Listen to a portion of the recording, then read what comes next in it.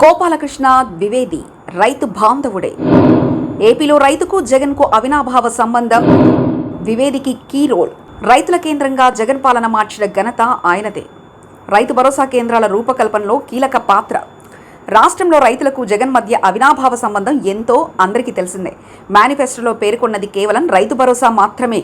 ఇది ఇచ్చేసి చేతులు దులుపుకునే పరిస్థితి ఉంది. కానీ ఇలా చేయడం లేదు. రైతు భరోసా కేంద్రాలు, కిసాన్ పనిముట్లు వంటి వాటిని కూడా రైతులకు అందిస్తున్నారు. తద్వారా రైతుల విషయంలో గతంలో వైఎస్ రాజశేఖర రెడ్డి కన్నా కూడా ఎక్కువగా ప్రస్తుత సీఎం కృషి చేస్తున్నారనే పేరు వచ్చింది. అయితే ఇలా రైతులకు సీఎం జగన్కు చేరువ చేసిన ఏకైక ఐఏఎస్ అధికారి గోపాలకృష్ణ ద్వివేది. వ్యవసాయ శాఖ ప్రిన్సిపల్ సెక్రటరీగా వ్యవహరిస్తున్న ద్వివేది సీఎం జగన్ మనసును ఆకట్టుకున్నారు. రైతుల సమస్యలు తెలుసుకోవడంలోనూ, రైతులకు అందుబాటులో ఉండేలా జిల్లా యంత్రాంగాలను నడిపించడంలోనూ ఆయనను అందవేసిన చేయి. ఆయన ఆలోచన నుంచే రైతు భరోసా కేంద్రాలు వచ్చాయి. ఆయన సూచనల మేరకే ఈ పేరును పెట్టారని అంటారు. అంతేకాదు, జిల్లాల పర్యటనలో కూడా రైతులను ఆయన కలుస్తుంటారు. సమస్యలు వింటారు, కానీ ఎక్కడా ప్రచారం చేసుకోరు. రైతులకు అవసరమైన పురుగుల మందులు, విత్తనాలను కూడా సకాలంలో అందించడంలోనూ ముందుంటారు. మొత్తంగా చూస్తే సీఎం జగన్ ఎలా అయితే రైతుల కేంద్రంగా తన పాలన ఉండాలని ఆశించారో అచ్చంగా అలానే చేసిన అధికారి గోపాలకృష్ణ ద్వివేది.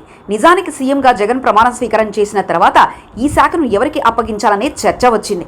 ఆ సమయంలో సీఎం జగన్ స్వయంగా ప్రతిపాదించిన పేరు గోపాలకృష్ణ ద్వివేది. గతంలో 2019 ఎన్నికల సమయంలో ఆయన రాష్ట్ర ఎన్నికల ప్రధానాధికారిగా పనిచేశారు. ఆ సమయంలోనే నిష్పక్షపాతంగా ఎన్నికలు నిర్వహించారని పేరు కూడా తెచ్చుకున్నారు. దీంతో సీఎం జగన్ తన మానస పుత్రిక అయిన వ్యవసాయ రంగాన్ని ఆయన చేతిలో పెట్టారు. సీఎం జగన్ అంచనాలకు అనుగుణంగానే ద్వివేది కూడా పేరు తెచ్చుకోవడం గమనార్హం. మరిన్ని కథనాల కోసం సబ్స్క్రైబ్ చేసుకోండి మీ అక్షర శిల్పం.